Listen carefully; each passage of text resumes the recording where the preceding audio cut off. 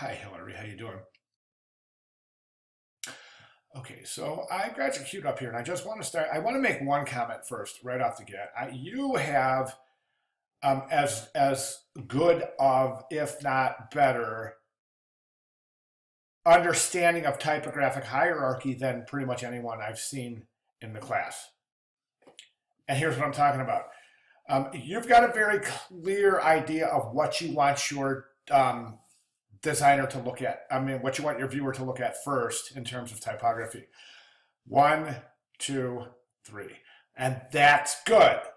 As long as it's that, either that or logo, then headline, then subtext. Okay, as long as it's not subtext or address and then subtext and then logo, because obviously the headline and the logo need to be in a prominent position in hierarchy and need to be presented as such.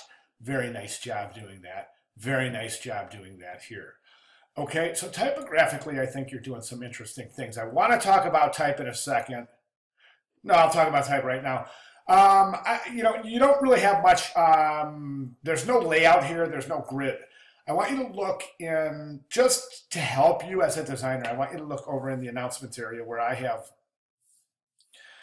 prepared a video of how to create and use a typographic grid in your work. And I think if you do that, you'll find that things will start lining up magically, and it will really it'll start looking wonderful. As far as the visual language you're using, I think you're using too many voices.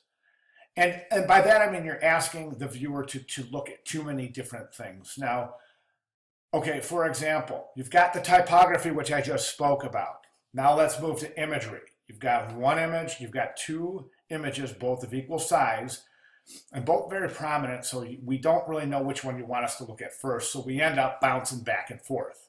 You don't want that in a composition. Another thing about your images, that doesn't look real, neither does that. They're both so oversaturated, they just look fantasy-esque.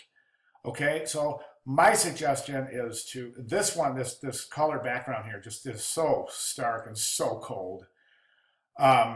It just does not ring resort or spot to me, at least not in St. Thomas. This one's using some warmer colors. I think it's much better, but it's still not telling me a day at the beach in St. Thomas Resort. You know what I'm saying? Neither of them are. So my suggestion is this. Okay, suppose you were to use this image. Oh, this image too is really purple. So it's not, again, it's just not, doesn't look like something we would see in the Virgin Islands.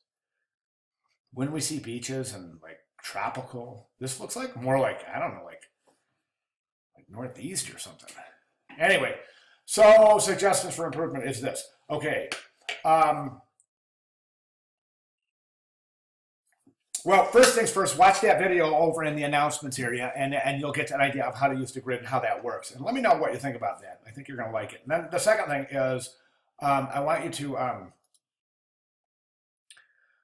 pick one image. Okay, let's say hypothetically that this is the image you pick. Okay, then you would put your logo somewhere right there. Okay, then put your headline right there, and then maybe put your subtext right over here. Okay, so in other words, you're only giving the image is going to end up being a backdrop, as it should be, as opposed to this kind of boing, boing, boing, boing, boing we got going on here, and this kind of ping pong we got going over here too. Okay, so that's what I want you to think about. Use one image, one headline, one logo, one area for text, and one grid, and resubmit. All right, awesome job, Hillary. Thank you very much. If there's anything I'm saying that you're not getting, just get with me and I'll describe further. Thanks.